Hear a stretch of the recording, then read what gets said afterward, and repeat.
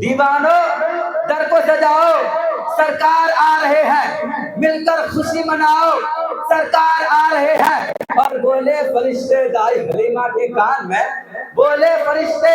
دائی حلیمہ کے کان میں، مکہ شریف جاؤ سرکار آ رہے ہیں، مکہ شریف جاؤ سرکار آ رہے ہیں۔ اور سنت ہے جبرائیل کی، بدعت نہیں ہے یہ، سنت ہے جبرائیل کی، بدعت نہیں ہے یہ۔ جھنڈا ہرا لگاؤ سرکار آ رہے ہیں، جھنڈا ہرا لگاؤ سرکار آ رہے ہیں۔ اور عاشق نے غار صور میں عاشق سے یہ کہا، عاشق نے غار صور میں عاشق سے یہ کہا، انگلی ذرا ہٹاؤ سرکار آ رہے ہیں، انگلی ذرا ہٹاؤ سرکار آ رہے ہیں۔ حضرات محترم، اللہ تبارک و تعالیٰ قرآن مجید میں ارشاد فرماتا ہے لقد کان لکم فی رسول اللہ اسوۃ حسنہ، اے لوگوں تمہارے لیے رسول کائنات کی مقدس زندگی میں بہترین نمونہ ہے۔ یعنی اگر تم کامیابی و کامرانی سے ہمکنار ہونا چاہتے ہو تو مصطفیٰ جان رحمت شمع بزم ہدایت کی اتباع اور پیروی کرو، ان کے غلام باوفا بن جاؤ، کیوں نہ کہ بغیر ان کی غلامی کہ نہ تمہیں سربری ملتی ہے اور نہ پیشوائی۔ اسی لیے تو کسی شاعر نے کیا خوب کہا کہ مشکل تھے راستے آسان ہو گئے، مشکل تھے راستے آسان ہو گئے، دشمن بھی یہ دیکھ کر حیران ہو گئے، رکھا جب میرے نبی نے دنیا میں قدم، پتھر پہ کلمہ پڑھ کر مسلمان ہو گئے، پتھر پہ کلمہ پڑھ کر مسلمان ہو گئے۔ حضرات محترم، دنیا کا مقدس ترین گھر، محبت انوار و تجلیات، خدا بند قدوس کی جلال و عظمت، انبیاء کرام کی مقدس یادگار خانہ کعبہ، جہاں ایک رکعت پڑھنے کا ثواب 1,00,000 رکعت کے برابر ہے۔ ہم پوچھتے ہیں کہ خانہ کعبہ تیرے نزدیک ہمارے نبی، اچھے نبی، سچے نبی، پیارے نبی، دلدار نبی، غفار نبی، کرشی نبی، میٹھے نبی صلی اللہ تعالی علیہ وسلم کا کیا مقام ہے؟ تو خانہ کعبہ زبان حال سے جواب دیتا ہے کہ اے نادان انسان،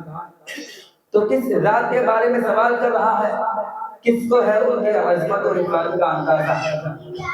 ہاں یہ ٹھیک ہے کہ میں خدا بند قدوس کی جلال و عظمت و شان کا گھر ہوں، ملائکہ کی طواف گاہ ہوں، دنیا کے تمام مسلمانوں کا کعبہ ہوں،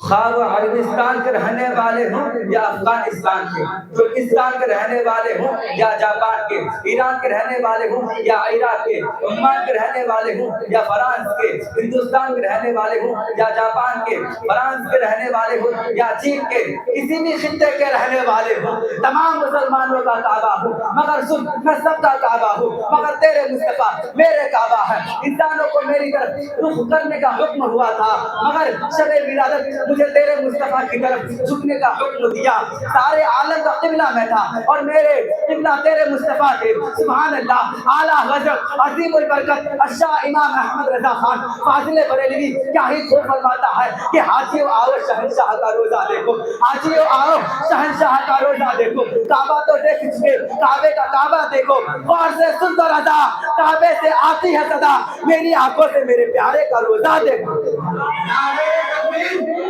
نعرہ تکبیر، نعرہ رسالت،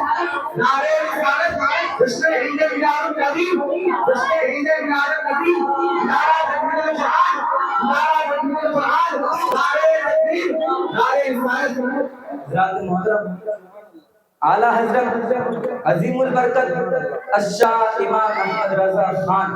فاضل بریلوی کیا ہی خوب فرمایا ہے کہ یا رسول اللہ، یا حبیب اللہ، یا نبی اللہ، زمین و زمان تمہارے لیے،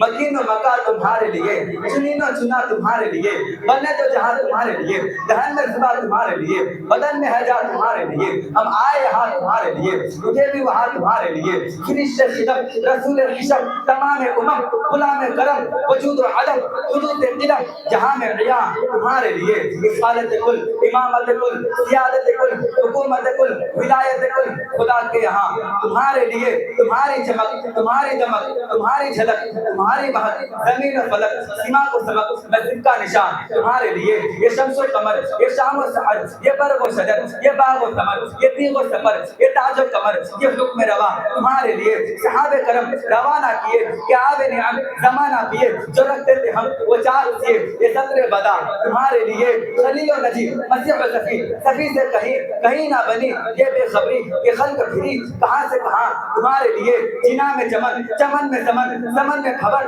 خبر میں دلہن، سزائے محن پہ ایسے منن،